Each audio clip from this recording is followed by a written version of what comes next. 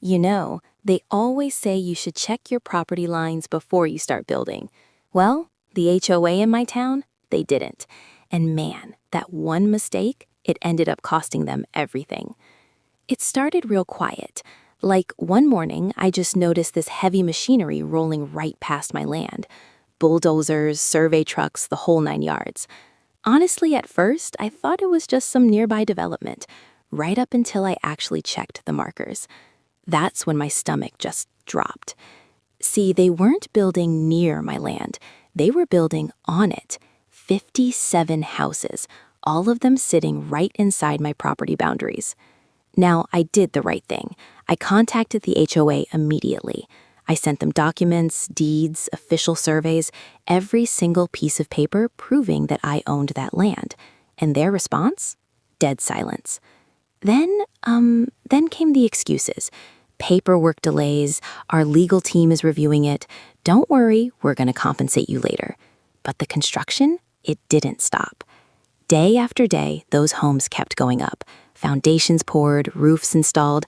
Families were even starting to tour the model homes, and all of it was happening on land that legally belonged to me. Now everyone was telling me to sue them immediately, to shut it down, to, make a lot of noise. But I didn't. I waited. Because see, here's what the HOA didn't know, or maybe they just chose to ignore it. That land wasn't just some empty field. It was a regulated water control zone tied to an old dam system upstream, and that meant it required my written consent and these very specific maintenance agreements the HOA never even signed.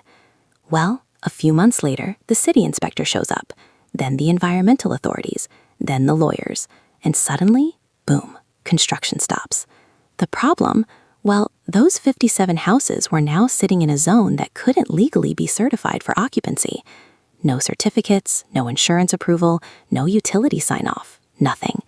The HOA panicked. They tried to negotiate, offered me these big settlements, asked me to work something out with them, but I just reminded them that I had already tried, way back before they decided to ignore my property rights. The fines started rolling in. Loans defaulted. The contractors just walked off the job. And those families who were promised homes, they sued the HOA. In the end, the houses weren't even demolished. They were just abandoned. The HOA board resigned, the management company shut down, and the land, it was returned to me, legally reaffirmed, fully documented, and honestly, it's worth more now than it ever was. I didn't need revenge, and I didn't need to shout. I just let time and the law do the punishment. Because when an HOA ignores property rights, they don't just cross a line.